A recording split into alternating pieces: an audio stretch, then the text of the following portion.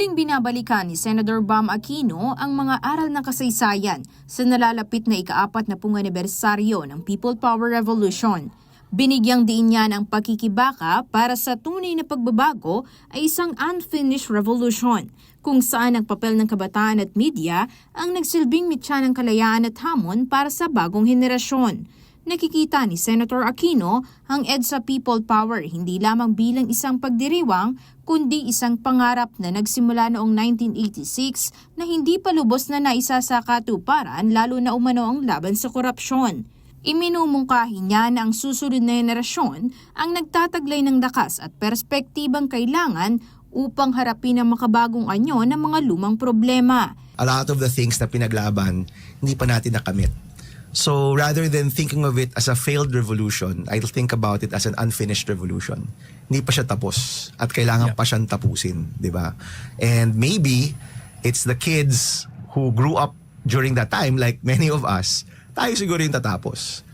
Baka yung mga magulang natin, hanggang dito lang talaga kaya nila eh. Di ba? They just were able to start it out. Pero yung magtatapos nito, maybe it's really that next generation. Isinalaysay din ni Senator Aquino ang mahalagang papel ng media, partikular na ang Radyo Bandido na naging tinig ng madla ng bombahin at patahimikin ng Radio Veritas. Sa likod ng underground media station na ito, mga teenager ang nagpatakbo ng operasyon. Sa panahon ng historical revisionism at digital misinformation, ang papel ng media at pagkukwento ay nagiging mahalagang bagay para ituloy ang laban sa kinabukasan ng bansa. Binigyang din ni Senator Aquino na ang sentro ng People Power ay hindi lamang tungkol sa politika, kundi tungkol sa pagkakaisa na dapat ipaalala ng media sa publiko. They were controlling media. Siyempre, wala ka ng source of information. Yung 24 to 48 hours na yon that Radyo Bandido was up was so crucial.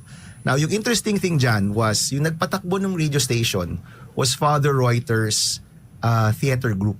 Including people like Gabe Mercado and his brother Paulo Mercado. Oh, Gabe, yeah. Yeah. So they were, I think, 11 and 12. So mga teenagers, yung nagpapatakbo ng radio station. With June Keithley as the anchor. Paalala rin ni Senator Aquino sa mga Pilipino na ang tagumpay ng EDSA ay hindi dahil sa mga politiko, kundi dahil sa pagkakaisa ng mga karaniwang mamamayan.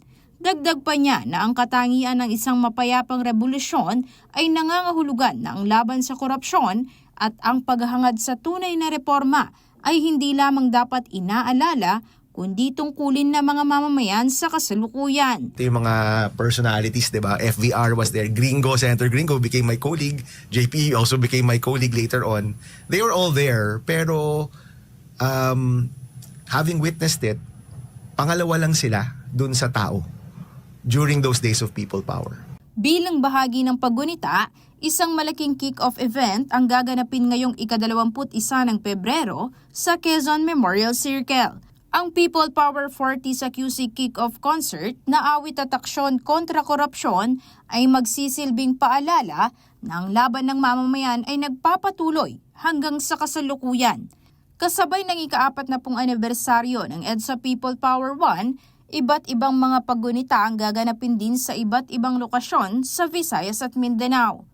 Aisel Fernando, CLTV 36 News.